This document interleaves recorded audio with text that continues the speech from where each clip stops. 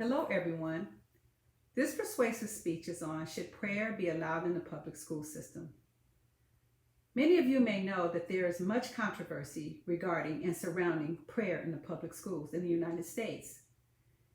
So, for my main topic, I want to discuss when this happened, how it happened, and the status for today. In 1962, the United States Supreme Court ruled that prayer in the public school system was unconstitutional. At that time, the current president, President Kennedy, spoke out on the Supreme Court's ruling. His words to the American public was that everyone should support the Supreme Court's ruling, whether they liked it or not. He went on to say, if you would like to pray, you need to pray at home or in your personal public church. Many states did not adhere to this ruling. Prior to 1962, there were no laws on the subject of prayer in schools. Because this law had no previous reference to any legal precedent or established legal history of any such, many states drafted their own laws. However, these laws still diminished the ability to pray in the public schools to simple moments of silence. This law came into play because a proclaimed activist and atheist named Madalyn Murray O'Hair fought to have it removed, claiming that it breached the separation of church and state. I was only about a year old when this happened. I had no idea that any law existed until I actually entered my own children into public schools. When I was in elementary school, this was after this was enacted, we prayed.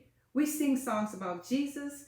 We had plays about Christ. We talked about God. It was an open situation. Now, middle school, I don't remember. It was a blur.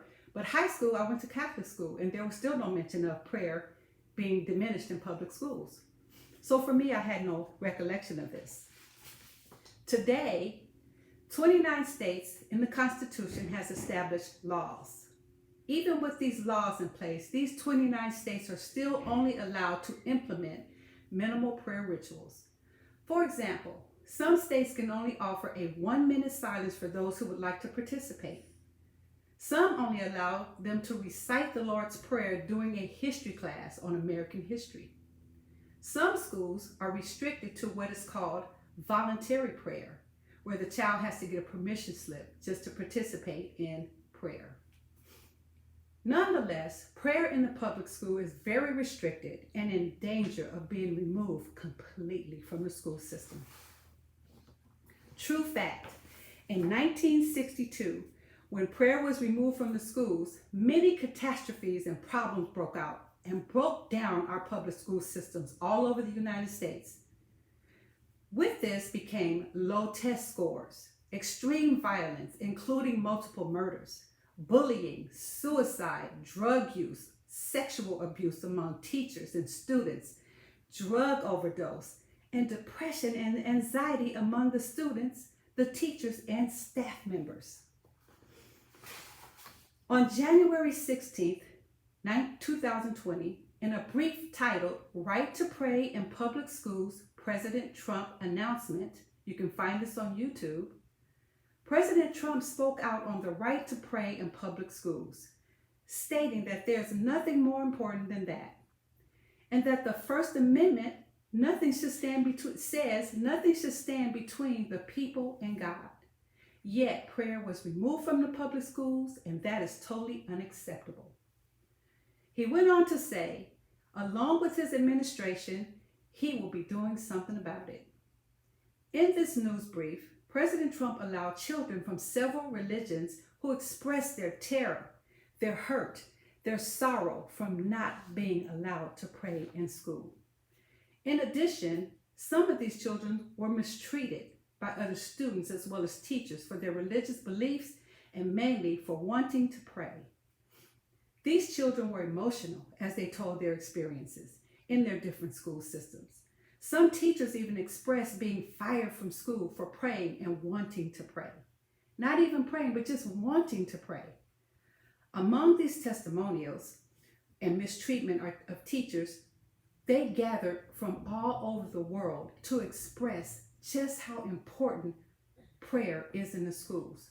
As I have forestated, they have the same exact reasoning for wanting prayers to be in the school, because even though I can stand here and say it, they have experienced all of the hurts and pains and sorrows to not have prayer in school.